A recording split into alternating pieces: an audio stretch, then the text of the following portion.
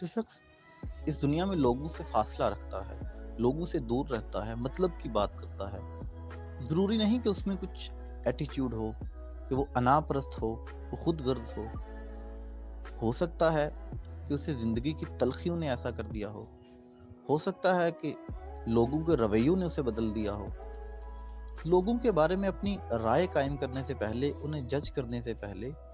سوچ لینا چاہیے کہ ہمیں نہیں معلوم کہ وہ زندگی کے کن حالات سے گزرا ہے،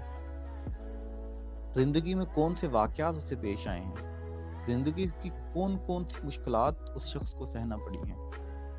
اس لیے کسی کے بارے میں رائے قائم کرنے سے پہلے یہ سوچ لیں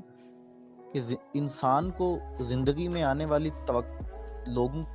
سے وابستہ توقعات اور لوگوں کے رویے بدل کے رکھ دیتے ہیں۔ انسان کو